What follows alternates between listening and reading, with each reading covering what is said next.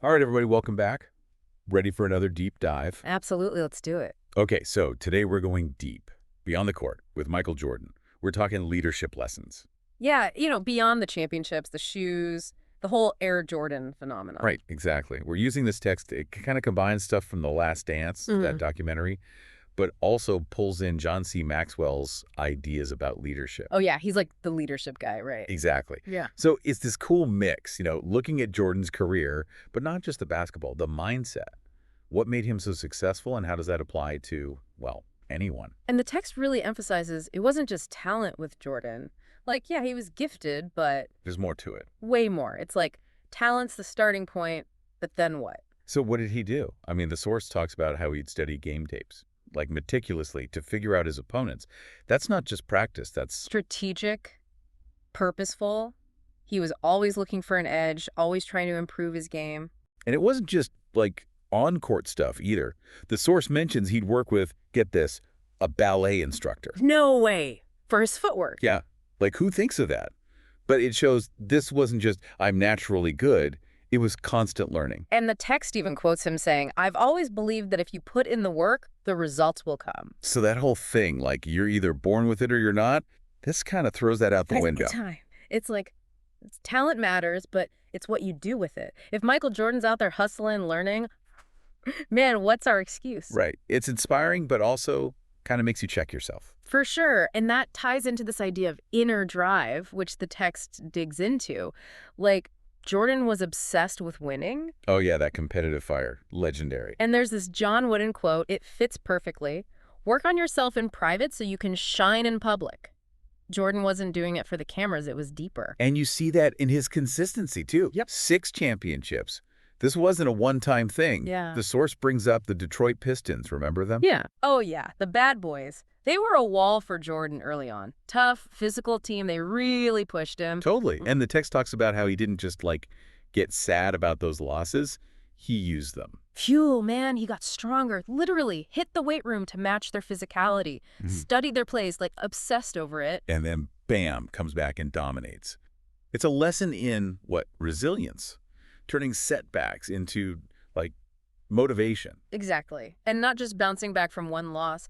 It's that constant striving to be better. Okay, we're good. We won a championship. How do we do it again? And better. So how'd he lead? What was his style? Because clearly he got results. Jordan was all about leading by example, set the bar crazy high for himself, and that kind of trickled down to the whole team. The text brings in Maxwell's law of the inner circle here, the idea that... You're influenced by who you're around. Yeah. So Jordan's got the best trainers, teammates, coaches, everyone's pushing each other. It creates this upward spiral, right? Not just you being awesome, but surrounding yourself with awesome, too. Totally. And that's where that quote comes in, the one everyone knows. Oh, follow me or get out of my way. That one. Sounds kind of harsh out of context, but it reflects his mindset, right? Winning's the goal, and he's bringing everyone with him. But even Jordan, he had to have setbacks, right? So Yeah. nobody's perfect. How'd he deal with that? Oh, for sure. He wasn't invincible. The source talks about how he'd use even losses as motivation, practice even harder. Really? After a loss? Yeah, some teammates thought he was nuts, but it shows the guy never stopped trying to improve.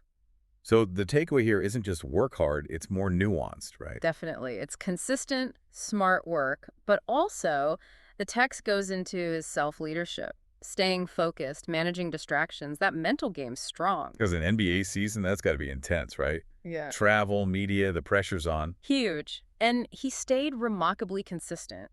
So it's a reminder, excellence isn't just a burst, it's a marathon. You got to lead yourself before you can lead others. Makes sense. And the text points out, real leadership goes beyond just, like, personal ambition, too. Oh yeah, Maxwell's big on that. It's about lifting others up, genuinely valuing your team. So it can't just be about barking orders, right? Nope, not at all. And Jordan, yeah, he was intense, but he also fostered trust, collaboration. There's examples in the text of him supporting teammates, recognizing their strengths. So it's this balance, right? Talent, drive, but also connecting with people, the human element. Like, back to that marathon idea, it's a team effort. Well put. And that leads us to the last big idea from the text, which comes through Maxwell's philosophy: putting faith first. Interesting. Now, this isn't necessarily about religion, though it can be. It's more about having a guiding principle, a belief in something bigger than yourself. Okay, so like faith in your team, in your mission, or even just in your own potential. Exactly. For Jordan, his faith was in his ability to achieve, to push limits. He wouldn't be deterred. And even if we're not all shooting for NBA titles. We can apply that, right, Mhm. to whatever our court is. Totally. What are we dedicated to? Where do we bring that relentless pursuit of excellence?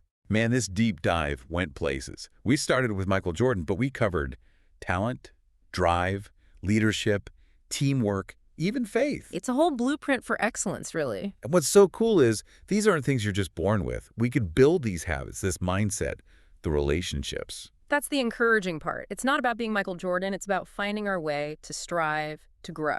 Awesome. So to leave you with something to think about, if you could channel Jordan's Last Dance energy, that total commitment, what's one area of your life you'd transform? What's your championship you're going for? Keep pushing those limits, folks. And we'll see you in the next deep dive.